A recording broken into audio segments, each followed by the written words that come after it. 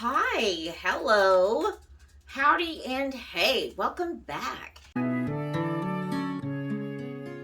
So, you guys have already met Bert, and you got to meet Rain and her friend. So, today I want to introduce you to my son because you've heard me talk about him a lot. And this is Master Bretty Teddy Floofy Boots. There he is. He's such a cute baby. He's a sweet boy. Yes, he is. And this one's a sweet boy, too, most of the time. That's right. Now, he's in a band called Jawfane, and they have several songs out on YouTube, and they are gaining a lot of traction in the area. And we would like to invite you to go check them out. I will have their information linked below, and it'll probably be across the screen somewhere. So, yeah, go check them out. Tell them a little bit about the type of music that it is.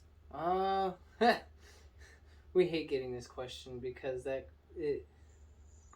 we go back and forth between light rock, Red Hot Chili Pepper style to four to the floor, crazy bonkers, and drop A tuning.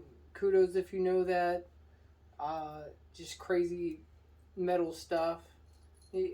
There's no in between. It's either fun little happy rock songs or it's really loud. It's the best way I can put it. Pedal to the metal kind of stuff. Like Amber Tokens would be one of the more Red Hot Chili Peppers songs, while Shapeshifter is more of the hard hitting, but it still has its light moments in it. That's true, it does. All right, you went down. Yeah, okay. I'll only put you down. Thank you. No problem. So definitely go check them out. I just wanted to let you guys meet them. And in case you're wondering why I call the cat Master Bretty Teddy Floofy Boots, is one, he came to us.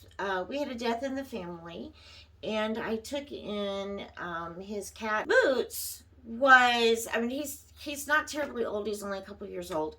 And the sweetest thing ever. Now, I have another cat, and you'll get to meet him at some point, too. His name is Mystic, and he is a jerk. Bad jerk. Really bad jerk. And he doesn't like other cats in his house. He doesn't like other dogs in his house. He tolerates Bert. Actually, he loves Bert. I don't know why. Well, everybody loves Bert. Anyway, I call him Floofy Boots because Boots was just boring. But he is a very needy cat that when you pick him up to pet him, he just wants you to pet him and pet him and pet him. And he gets in some of the strangest positions. I'll probably put a couple of pictures up of some of the things that he does. But not only is he needy in that way, he's also very biscuit making needy. Okay, so I thought, well, he's like bread. So I call him Bretty Teddy Floofy Boots. And then I just love putting the master in front of it. So, yes, all of my animals have plenty of nicknames. So you guys know that most of the time I'm going to go ahead and give you the disclaimers, especially with this one. Again, I am not a psychiatrist, a psychologist, or a licensed therapist. I am, however, a life coach. I have lived most of my years going to therapists and dealing with severe anxiety and some depression and learning how to work through a whole lot of it. I hit rock bottom about 8.5 years ago and have spent a lot of time learning how to pull myself back up, and a lot of it was on me. Also, please to like, comment, and subscribe. I really do appreciate it. I love it when you guys are showing some support, because the more support that we have on here, it's not just for me, it's for everyone. That even though we feel like we're broken, we can become unbroken. It's possible. I told you that we were going to do a series on the Becoming Unbroken, the Royal Farce series. So this is part 2, the Damsel in Distress. So last week we did talk about the knight in shining armor, and we're going to talk about the damsel this time. And both of these are because of trauma in your past, and the results is unhealthy behavior. So let's talk just a little bit about that damsel in distress. Last week we talked about the knight in shining armor, and that was about that little boy who fell into the desire to rescue his mom, who sometimes was a victim of bad relationships and was a single mom, was exhausted. So he wanted to go in and try to save her. And I mean, and there's nothing wrong with that, except for the fact that these boys aren't knights in shining armor.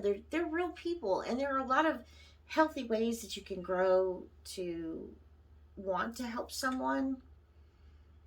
But it's necessary that if you're doing it in an unhealthy way, that you figure out the right way to do it. It's a process that's very, very necessary to get the help that's needed. So these knights in shining armor oftentimes will be attracted to women who are in the same situation that these guys' moms were, divorced, single parents, to a lot of the times to boys, but it doesn't really matter. And that they want to be there for her because they couldn't do that for the mom. And, we're going to talk about different roles that happen even in these same scenarios, because there are different personality types. So that knight in shining armor is looking for the damsel in distress.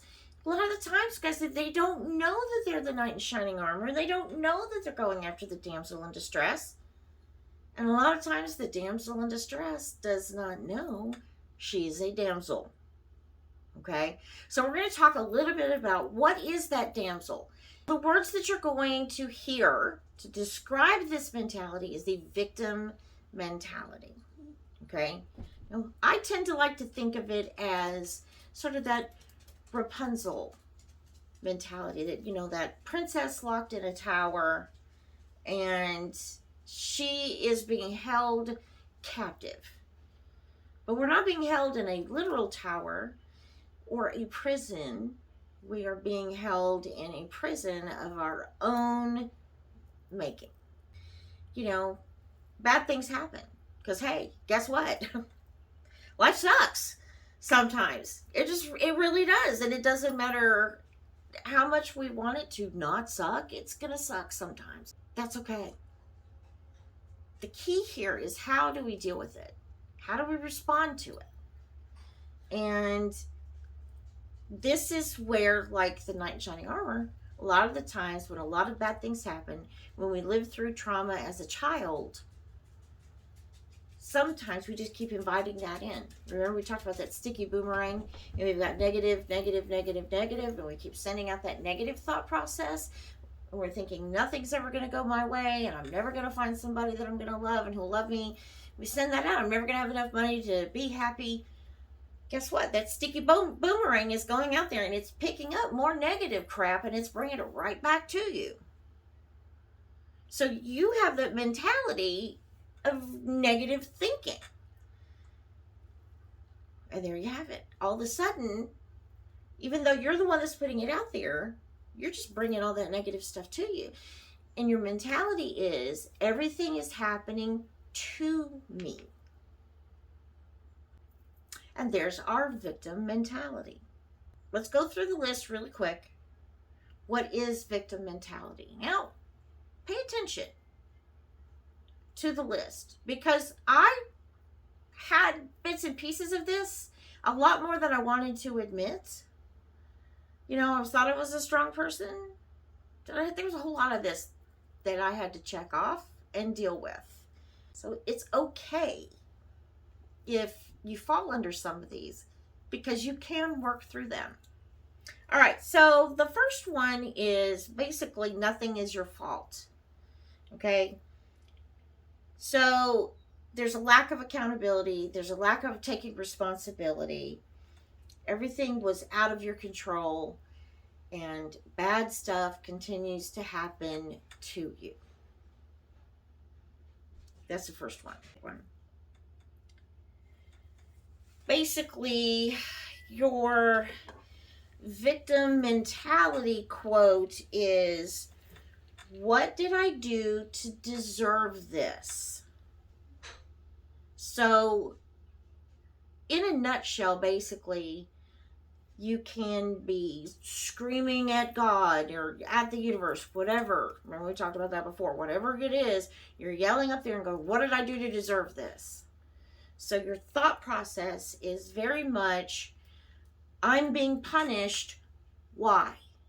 Why am I being punished? Okay? So again, that is laying the blame elsewhere.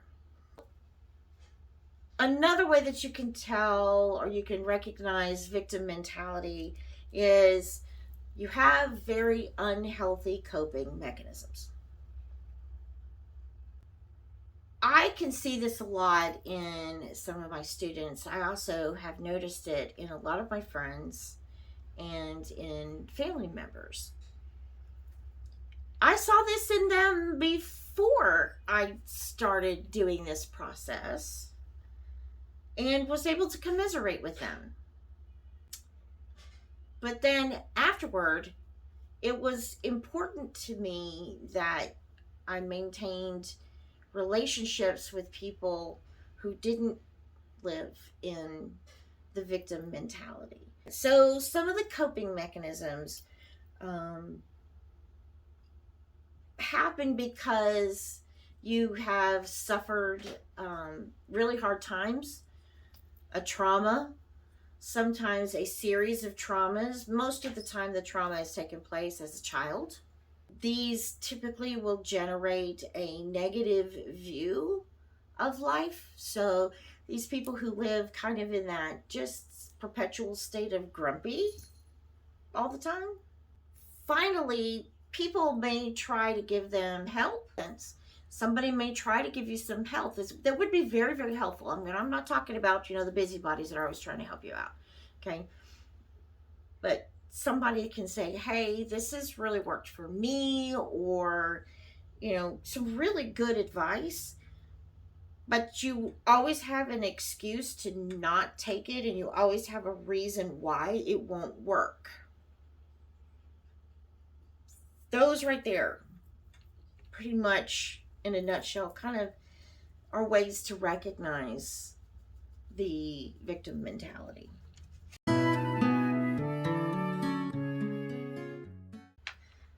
These go a little bit deeper into what are some of the signs.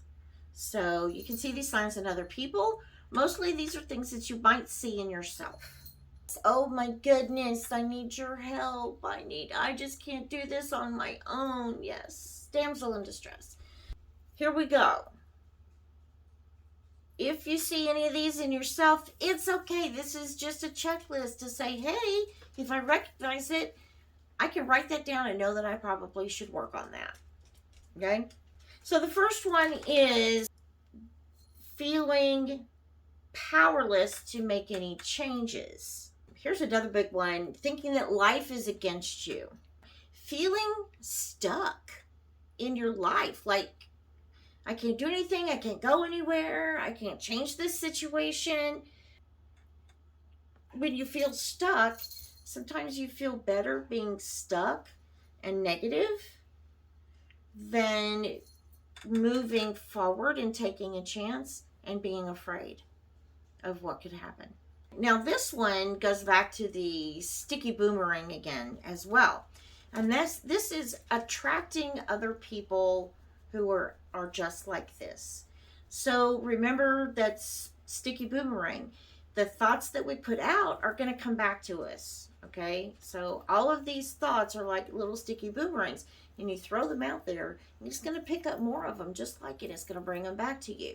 Well, it's the same situation. The way that you act and the way that you think, that sticky boomerang is going to go out there, and it's going to get people It's going to draw them to you. So the way that you act, the way that you behave, the way that you think, all of that goes out, and it's going to draw people in who are like you. I didn't realize that until someone brought it to my attention. So I always had people around me who had a lot of issues, who had a lot of problems. Victim mentality is not pretty, and we avoid looking at it, and we may know that we have it. We may not want to get rid of it because there are benefits. There are definitely benefits. And we'll talk about that in a minute. So now let's talk a little bit about why. Why do some people become the damsel in distress? Yeah. Also, again, I'm going to keep the thought process in that male-female concept. That does not mean that I am excluding anyone at all. I am just trying to keep it simple.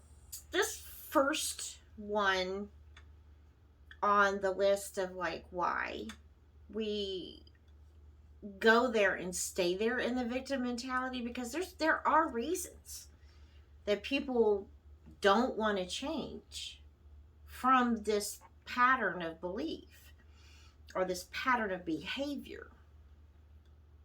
And this first one is the one that I have heard from pretty much every person I ever dated or married. But it was my first husband who put it into words that I could understand. We were having an argument, and he was not being very nice. And I don't even remember exactly what the argument was about. I brought up something that made him upset. Something that he had said or done that was questionable in the integrity department. It was getting fairly heated, and I just looked at him and I said, I don't understand. I've seen you be a good dad, because that was Chase's father. And I said, I have seen you, give him a bath, and you play with him, and, you talk to him, you play him music. And I said, I've seen you do these things. I've seen you do these, like, amazing, wonderful things. And then you turn around and you do stuff like this. And I said, I don't understand why you say that you can't do these good things. And he looked straight at me and he said, because it's easier to be an asshole than it is to try to be like you. And I was like, what does that mean? And he said, your integrity, the way that you live is not something that people can do. And I was like, okay, wait a minute. How is that even possible? Because I said, all I'm asking is that you don't lie, cheat, steal, hurt people, that you be an honorable, decent human being. And he said, it's just easier to be an asshole than it is to try to live up to that. And it was that moment I knew it was done. I was like, I could not compute. But what happened after that, obviously there was a divorce that happened. More relationships, marriages, but every relationship I heard pretty much exactly the same thing. I can't live up to that. And I was like, why? I don't understand. Now, I think that part of it was the way that I was raised. I think part of it is the way that I just am. My two sisters and I are very similar in this department. There's a lot of integrity. You know, we were raised kind of differently, you know, again, that whole broken home business. But I never could understand why that is such a difficult thing for people to be decent.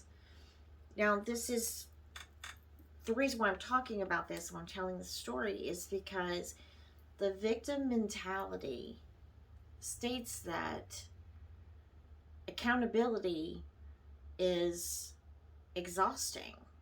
So, not taking accountability for your actions and your thoughts and your behavior means you don't have to take responsibility. So, no accountability means no responsibility. And responsibility is terrifying, because then you have to actually own up to whoever it is that is paying attention. I can understand that. But all of my knights in shining armor have said that. It is easier to be an asshole than it is to have integrity. Here's some other benefits. But you get sympathy from other people. You get attention when you want it. Sometimes it's negative attention, but you still get it. Sometimes you can get medical attention and medication. And sometimes you can receive money. So people in this victim mentality are oftentimes seeking validation.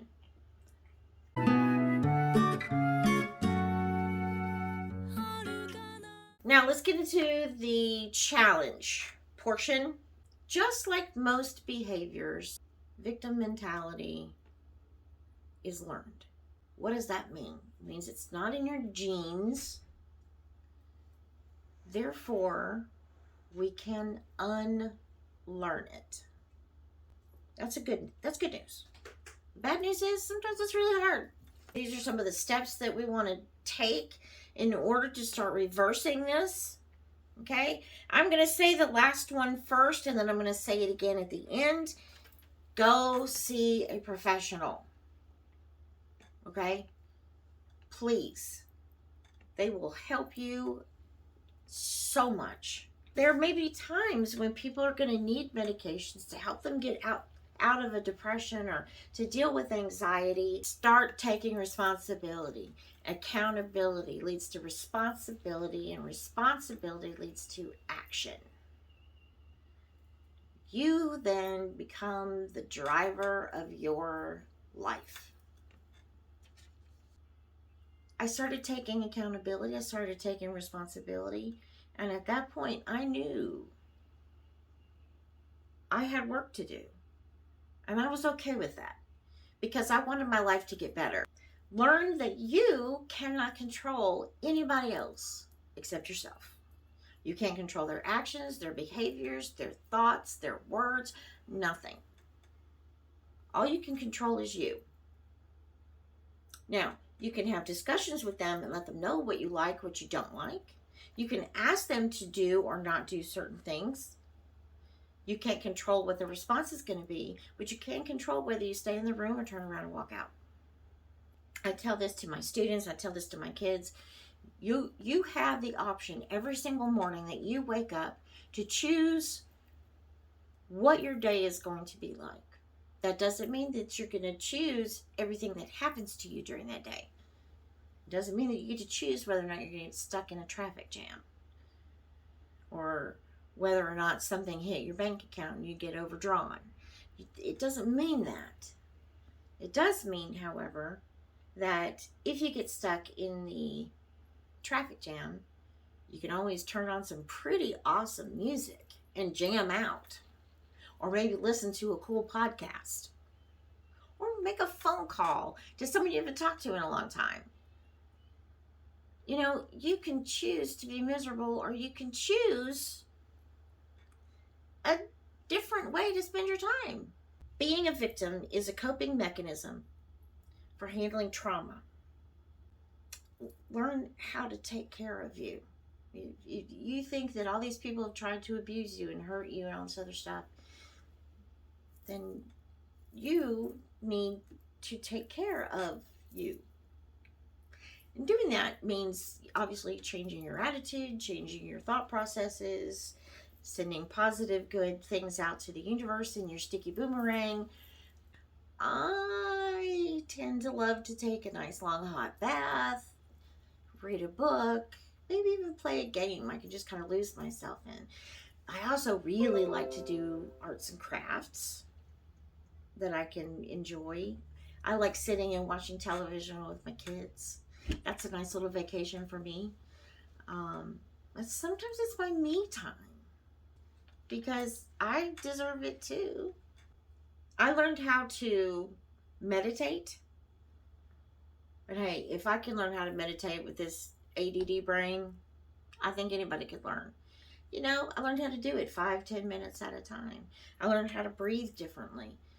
And so if I feel really stressed, if I feel like I'm getting a little hyper, you know, blood pressure starting to rise, I just sit and I breathe and I think of beautiful things and I calm down and life gets better.